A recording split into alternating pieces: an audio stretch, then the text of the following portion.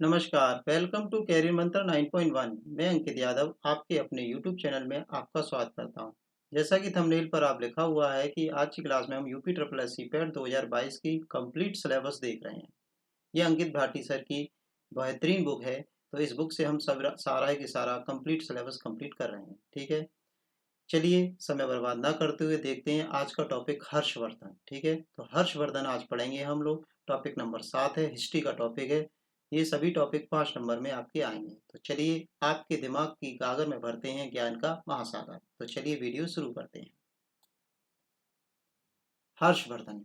ठीक है, तो हर्षवर्धन के बारे में पढ़ते हैं। ये टॉपिक आपके एग्जाम के सिलेबस में हर्षवर्धन नाम से लिखा हुआ है, तो पूरा टॉपिक हमें देखना है क्योंकि इससे क्वेश्चन बनने की पूरी पूरी उम्मीद है।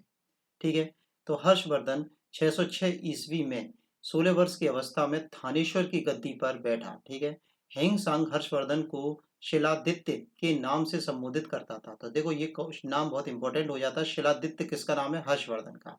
हर्षवर्धन के शासनकाल में हिंग सांग स्थल मार्ग से भारत आया। उसने अपने ग्रंथ सी यू की हिंग सांग ने क्या लिखा? सी यू की नाम से एक ग्रंथ लिखा था। तो हिंग सांग को यात्रियों का राजकुमार भी कहा जाता है। तो ये क्वेश्चन बन जाएगा कि यात्रियों का राजकुमार किसे कहा जाता है? तो हिंग सांग को। ठीक है, वर्तमान शाक्य मुनि भी कहा गया है। ठीक है, तो वर्तमान में इसे क्या कहा गया है? शाक्य मुनि कहा गया है। आगे चलते हैं। हर्ष से पूर्व वर्धन वंश की राजधानी थानेश्वर थी, किंतु हर्ष ने कन्नौज को अपनी राजधानी बनाया। तो देखो हर्षवर्धन जो था वो थानेश्वर मतलब जो कि राजधानी थी वहां पर तो गद्दी पर बैठा ही था, पर बाद में अपनी राजधानी कहाँ ले गया? कन्नौज ले गया। आगे चलते हम लोग।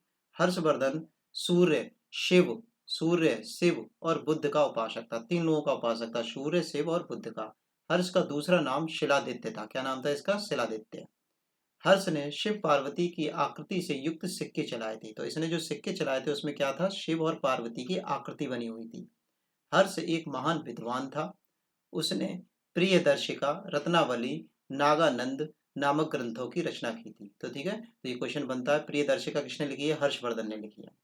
हर्ष ने शशांक गौड़ शासक थे जो कि को पराजित करके कन्नौज पर अधिकार कर लिया था। उसके बाद ये अपनी राजधानी कन्नौज ले गया था।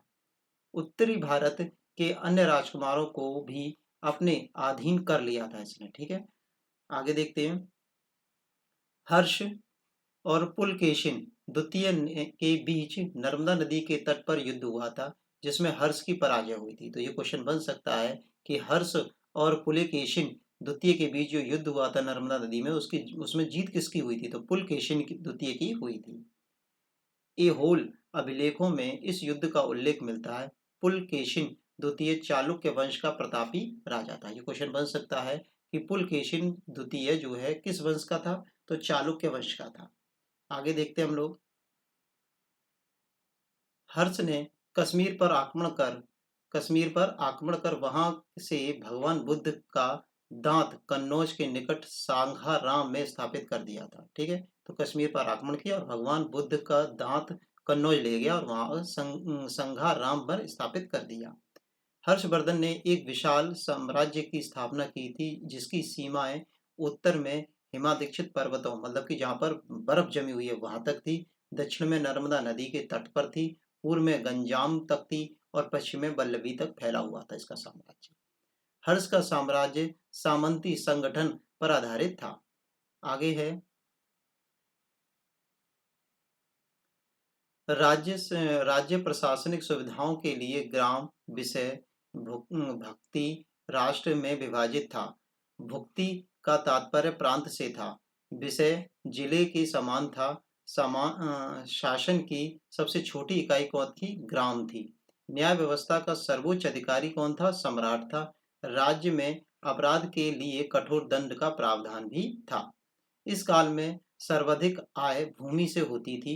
भौगोलिक कर वसूलने वाला पुस्तकपाल जमीन का हिसाब रखने वाला पदाधिकारी होता था। तो जमीन का हिसाब किताब कौन रखता था? पुस्तकपाल रखता था। ठीक है, आगे देखते हैं।